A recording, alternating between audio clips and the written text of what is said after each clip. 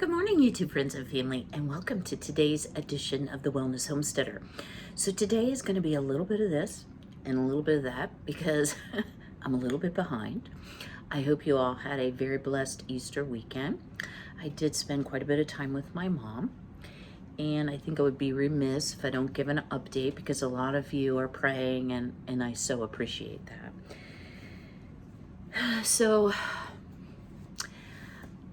I really don't think my mom is recovering. She is extremely discouraged, which I do understand that. She's tired. I understand that as well. I can see that her dementia is progressing. Her nutrition is very poor. She sees and hears things that aren't there. Not that they're unpleasant. They're just, sort of hallucination type things going on. But I'm trying to cherish every moment that I can. And this is day 14 of her being at the skilled nursing facility. She only is approved for 20 days, which is going to make her be cut right on the weekend. And I am going to be meeting this week with the facility and therapy staff just to get an idea of what they're thinking. Yesterday, being a Sunday and being a holiday, therapy staff wasn't there, so I really couldn't get an update. I don't know if what my mom says is reality. Not that she's lying, just that she doesn't know. She kind of indicated that she's refusing to go, but I don't know that that's the case, guys. I just don't know. And so, we'll see what this week brings. So I thought I better hop on Monday and start doing some filming. So I do have like a ton of things to do. I try to never have my videos way far behind or way too spliced together, but if suddenly I change clothes and my hair is different, y'all know it's a different day. So what am I going to do this morning? Well, I am going to make some kombucha. And I think about a year ago I did this, but I didn't really share a lot on the channel because I didn't feel like I was very expert in it, and I wasn't even sure if it would come out. Well, kombucha is pretty simple to do, guys. I'm extremely pleased at how well it's come out, but I want to share something with you. Have y'all priced kombucha? Wait for it. So I purchased this bottle of Synergy Raw Kombucha. It is 9 billion living probiotics, gluten-free, vegan, non-GMO. I believe it's also, hang on, wait for it. Yeah, there is no sugar listed as a separate ingredient. So let me say some things first about the cost of kombucha.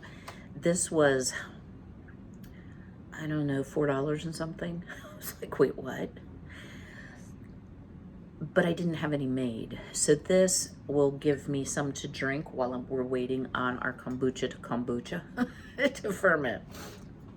And I also want to say, y'all, if you, pardon me, have immune system problems and you start into the probiotic, prebiotic road, you need to do this with caution. Always check with your physician, guys, because if your immune system is very low, sometimes this can cause an immune crisis if you start putting a lot of even good bacteria into your system. So yeah, definitely do that. All right. So why kombucha? Why would I consider doing this? Well, it gives you nutritional support and digestive support. So in addition to the good bacteria, it has a lot of B vitamins, and it also is thought to help you better absorb nutrients. Yeah, I'm using talking notes, y'all. It also provides immune support. Now, I just said be careful if you have a bad immune system. However, in all of us with immune system challenges, or just anyone who's healthy, this has antioxidant activity. So it's destroying those free radicals, which we know cause damage in the body. It also detoxifies, so it has glutamic acid, along with a couple others I couldn't pronounce. Y'all just excuse me, it's early.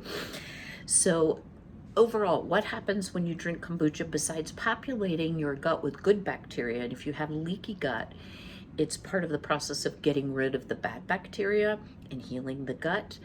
Again, this will be gluten-free. This will not be sugar-free, and I'm going to explain that in just a moment. But it's thought to decrease your cravings for sugar. Okay, I'm signing up for that. Love me some sugar, right? And it also can increase your energy and stamina. So, since yesterday was Easter, I was gone much of the day with Mom. I decided to treat myself to something that was full of gluten and dairy. Maybe it was biscuits and gravy from Bob Evans. And guys, it nearly killed me. So if I had any doubt whatsoever that either dairy or gluten was not a good thing for me, I don't really have that doubt right now. So I'm still going to work on healing my gut so I can consume those things. So I thought I have all the stuff to make kombucha, except I did have to buy a new SCOBY, and I'll explain the process here in just a moment. So I should have freeze-dried my last SCOBY because I let it dry up and it was no longer, I mean, it like molded. It was disgusting. So how do you make kombucha? Well, let's get over here to the stove. See if I can do this without knocking anything over. That would be a small miracle. Okay, I always forget which one's which. I don't use this burner as much, and y'all, I know my stove needs clean. Just ignore that. So we're going to start with 4 cups of filtered water. Now, I do have the reverse osmosis. Now, that will really help me to not have to use distilled water or another type of filtered water. So that's what I've put in there. Now, when I bought my kombucha kit, it came from the kombucha shop. So it came with originally the SCOBY, the tea, the cover, the rubber band, you know, all the things. And I've made several batches, so I decided to go out and purchase. Guys, I'm sorry I keep reaching. This is really rude. My teeny tiny kitchen. So I am a huge fan of Rishi teas, and I'll try to link their website too. It's not inexpensive, but these are some of the best teas ever. So this is a ruby tea. It's from Nantao, Taiwan. It is a black tea. The kombucha shop kit came with this. You can see it's been well loved. So this is just a little pouch for you to put your tea into when you're getting ready to steep it. And what you need is 3 teaspoons of tea. So inside the big bag is this beautiful little gold bag. It has a clip. It has an oxygen absorber. And y'all, this is what the tea looks like. So it doesn't look like tea like, you know, Nestea iced tea. It looks like this. So you can use a white tea. You can use a black tea. You can use a green tea. I really like this ruby tea. It tastes really, really good. So that's what I'm choosing to use this time. I have more teas than I have common sense. So, you know, this will be good for this time. So it does come with complete brewing instructions. So we're going to bring this 4 cups of water to a boil. Then we're going to turn off the heat. We'll put the entire contents of the tea blend pouch that comes with, which is 3 tablespoons of tea, into our little pouch. And then we're going to let it steep for 5 to 7 minutes. And since a watch pot never boils, hold tight. I'll bring you back in just a flash, and we'll look at what the tea looks like as it steeps. Stay tuned. So while we are waiting for our liquid to come to a boil, I thought I would touch on, excuse me, I just ate one, the fermented carrots. So this is actually day 8, and it's 7 to 14 days. I just ate one. It's delicious. It's not quite as sour as I would like it, so I'm going to continue to leave it till later on in the week. Our radishes are several days behind, so we will wait on that. But y'all, don't throw away your brine from fermenting. You can use it to make other dishes. You can add fermented liquid. I use it to make my ketchup. It is tasty in salad dressings. There are so many applications for you to get those beneficial microbes. You know, I think in the summer, y'all, we all, well, I don't know if you all, but me all, have a tendency to gravitate maybe towards more comfort food. There's less fresh available if you're growing your own food.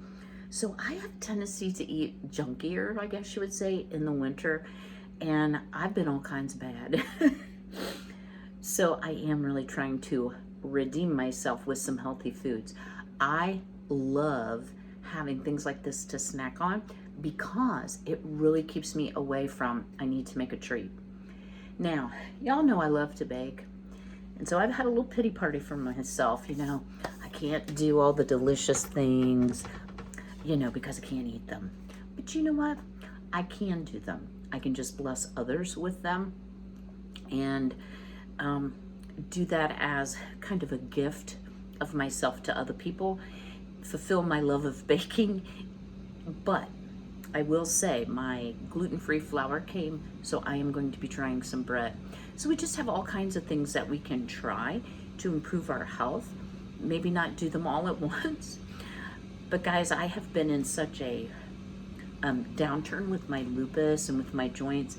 I really feel like I need to pull out all the stops and do everything that I can, which is not having Bob Evans for Easter dinner. Just saying. All right, y'all. I've turned off the heat because it's come to a boil. I've put in my tea bag. It says steep for 5 to 7 minutes. I love a very strong tea flavor. So I'm not going to remove this from the heat. It is boiling just a touch, but it'll quit shortly. This cast iron really holds the heat. So I'm going to brew this for my full 7 minutes, and then we will come back and start building the kombucha mixture in our jar. Our tea has brewed for 7 minutes. You all, it smells heavenly. So this particular blend of tea, yes, it's hot, to me has a very honey flavored. And what I will do with that cloth tea bag is I'll wait for it to cool, then I'll empty out the tea. You just rinse it with water. You don't want to wash it with soap. So we have our hot 2 cups of tea water now. We are going to add a cup, yes, I said a cup, of sugar.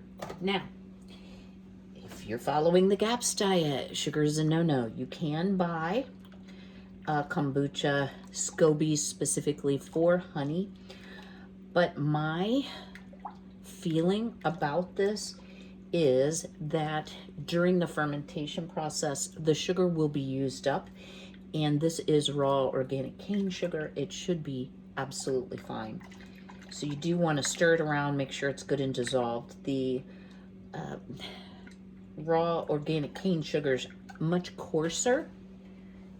Let me show you what it looks like here. So it's a little, and yeah, it gets hard stuff in it, but that's okay. It dissolves. It's coarser than, you know, your typical table sugar, white table sugar. So I'm just going to give this a good stir. And one of the things I like about the Kombucha Shop set is it comes with 2 guides. One is some basics about kombucha, and then how to brew the actual kombucha. And then there's a finishing guide.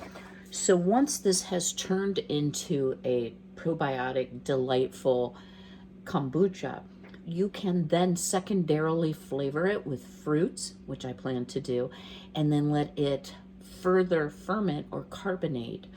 So we will be doing that 2-step process. So this is only really part 1 of the video because it does take a lot of time.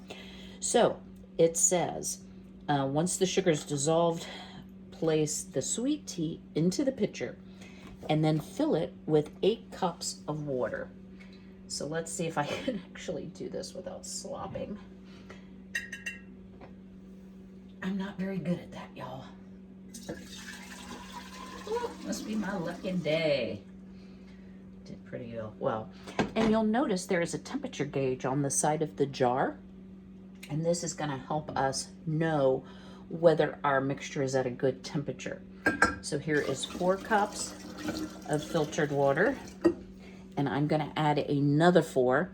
And then we'll come back and talk about temperature and next steps. Y'all might have a little bit of trouble seeing what the temperature is reading, but it's actually up to 88. So it says if it is too warm, add another half cup of water. One of the reasons that I don't make a lot of kombucha in the winter is because my house is simply too cold. The ideal temperature to keep it between is 68 to 86. It is never 68 in this house in the winter. So yeah, it's come down to 86. Now we can add, and you don't want it too hot because you don't want to kill any of the live cultures.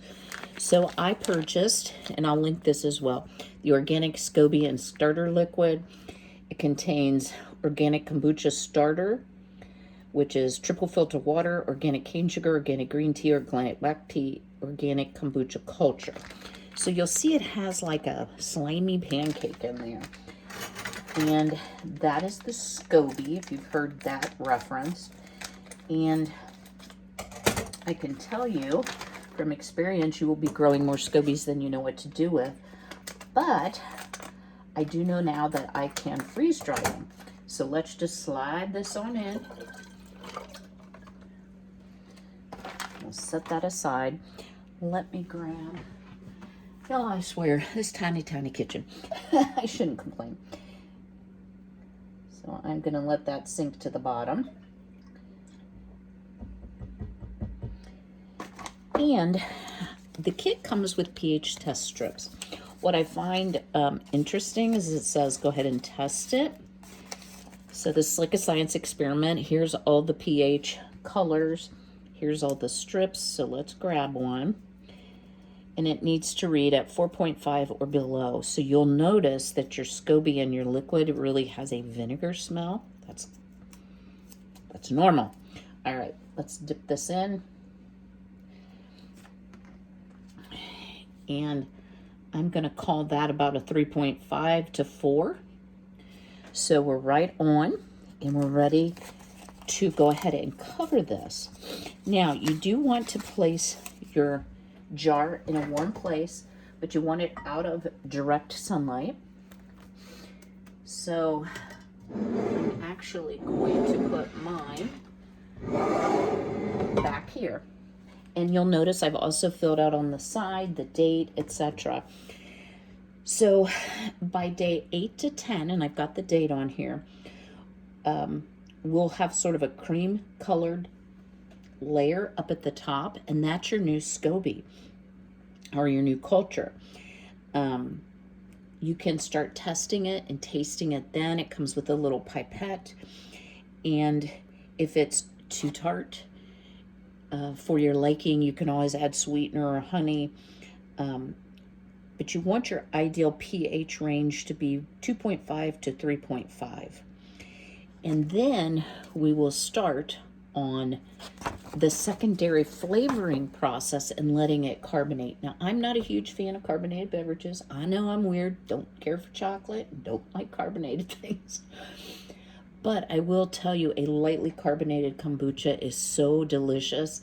And I have a lot of organic home-canned fruit in honey water. So that's what I usually use to flavor my kombucha. So another project that we can check off our list. I will also link below the Big Book of Kombucha. This will teach you pretty much everything you need to know. It's always good to have increased knowledge, and I also like the information that comes with the kit that I mentioned earlier. All right, let's see what else we can get into. So to finish off today's video, I thought I would take you along with me to my favorite place locally to shop called Friendly Knoll Farms. It is in Jamestown, Ohio, if you're local. I would much rather give them my business than a big box store. They have been around for more years, well, ever since I've been in Cedarville, which has been like 36 years now. I will tell y'all, coming out here, I had heard sirens go by. Really bad accident, a rollover. Just, I hope everybody's okay. Looks like they were carrying a load of hay or straw. You know, I couldn't tell, and I didn't want to gawk too much. A lot of the roadside is washed out. There are no shoulders on the state route that goes between Jamestown and Cedarville. So, yeah, it was kind of treacherous getting out here, but I'm here. So let's go in and see what we can find. So y'all, when you live in a small town, you just call them and they're like, oh yeah, we'll mosey over after a while. Y'all just go ahead and look around, just get what you need. We'll be over.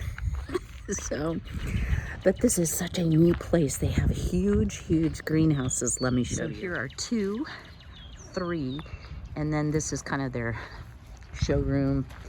And then they have a ton of animals here. I mean, this is an actual farm. I'll show you some of their babies. Good morning, ladies and gentlemen. There's a little barred rock rooster running around. Yeah, sassy pants. Oh, look at the one with the big pants back there. Yeah. They got a lot of things to say. Bunnies here. Here's a cute little chicken. There's some geese. That's part of the fun. Hi, baby. You're a little bitty thing. You just tiny teeny. Yeah.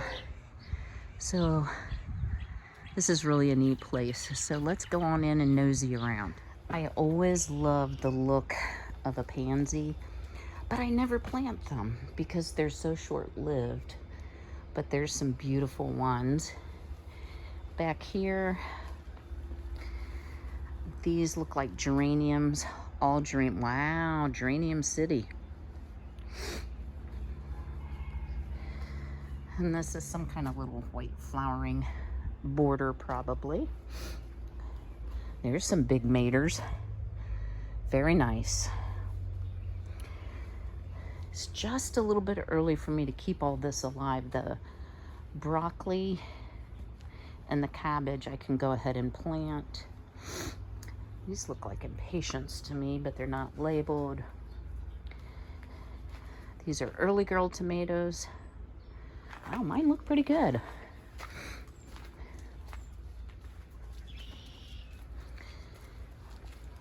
Lots of mystery things. Okay, these are also petunias. And I love, and there's impatiens, I love their baskets. Guys, they will be stunning by Mother's Day. So we'll be back a few times. So yes, lots to look at. All right, well, we have lots of onion sets, 6 broccoli and 3 cabbages, and my grand total was $8. So it definitely pays to shop local. I'll see y'all when we get home. I hope you all have enjoyed today's video. I told you it was a little of this and a little of that. I have back here my new cover for my veggie pot. I am not going to throw away my old one, even though it's pretty ragged. But in case I need a piece or a part, I will have additional. And I think it's time to go ahead and bring out the hose as well as the rain barrel. Even though it's only April 10th when I'm filming this, we don't have any freezing temperatures forecast for the next 10 days, and our frost-free date is April 26th or 7th. So the cabbage and broccoli and onion sets will be fine this early. I'm not going to try to plant anything else. And if the squirrels don't stay out of my veggie pod, I'm gonna have me some squirrel pie. Y'all know I'm just kidding, right? The girls are over there just bawking doing their thing, so I'm gonna let them out to play here in a little bit. I'm gonna have to teach them not to get in the garden, so that's why I need the hose. They don't like the hose. All right, y'all, I will see you all very soon. If you would do me a big favor, go ahead and smash that like button and drop me a comment below. Are you jonesing for gardening season like I am? I surely hope so. Until I see you again, be healthy, be well, be blessed. Take care.